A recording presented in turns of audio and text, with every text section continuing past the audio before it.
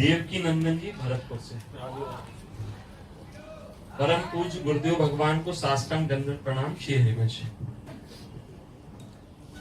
महाराज जी, ईश्वर चिंतन में बैठते समय कुछ भूतकाल के ज्ञात कुछ अज्ञात दृश्य आंखों के सामने सजीव होते हैं। परिणाम होता है कि तन्मयता में कमी तथा कभी कभी कुछ विचलित होता हूँ। कैसे शीघ्र व सदा के लिए छुटकारा संभव है? हाँ, करते रहिए तभी होगा, क्योंकि वो तो आएंगे। जो हमारे मन ने बहुत काल तक जिन भोगों को भोगा है, जिन दृश्यों को देखा है, जिन बातों को सुना है, जिन बातों को बोला है, वो सब संस्कार मन में भरे हुए हैं। मन एक ऐसी चिप है कि जब से सृष्टि हुई तब से आज तक के डिलीट नहीं हुए, सब उसी में भरे हुए हैं। अब ये नाम भगवान उसे खाली करते हैं। निर्मल मन मतलब डिलीट, एकदम से खत्म। कोई भी संस्कार न शुभ है न शुभ, न अच्छा न बुरा, कोई अब उसमें प्रभु का प्रादुर्भाव। निर्मल जन मन सो मोहि पावा, मोहि कपट छल छिद्र न पावा। अब हम क्या करेंगे? जैसे जैसे नाम जप करेंगे, हम नाम जप कर रहे हैं तो हमारे मन में जो छुपी हुई वासनाएं हैं, जो दुर्वासनाएं हैं, वो सब सामने आएंगे।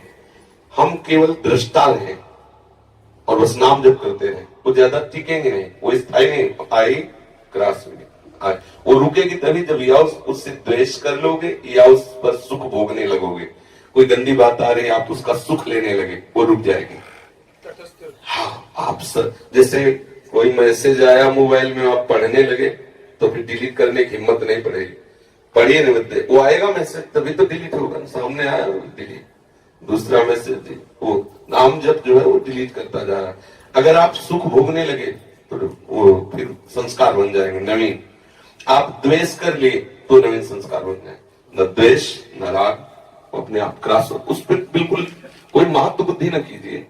जैसे हम कई बार कहा कि परिक्रमा में बैठ जाए, आ रहे जा रहे हैं, देख रहे हैं कि हाँ, अगर किसी से आप शत्रुता या मित्रता, वही खड़ा हो जाएगा, वही दृश्य आपको पकड़ लेगा।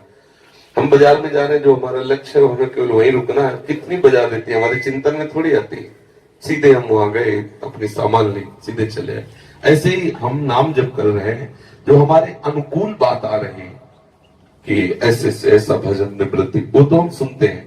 अगर अनुकूल नहीं आ रही तो शुभ अशुभ दोनों बातों को हटाते रहते हैं।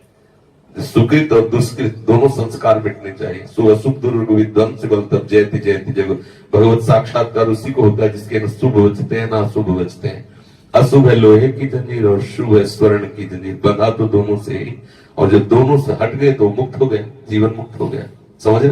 बिल्कुल घबराने की जरूरत नहीं है।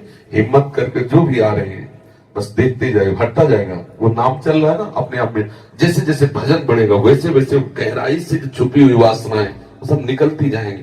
साधक अगर सत्संग न करे तो विचलित हो जाए। जब भजन नहीं करते तब शांति थी, कितना वो अंदर से निकाल रहा है। भजन जो है अंदर अंतःकरण को निर्मल कर रहा है, सम्मल हट रहा है।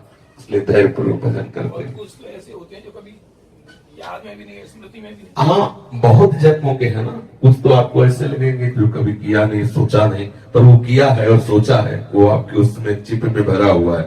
वो आ रहा है तो हमें इस गीत पे दिखाई दे रहा है, तो हमें लग रहा है कि हमने तो किया नहीं लेकिन पीछे किया है। कई जन्म है ना, तो उनसे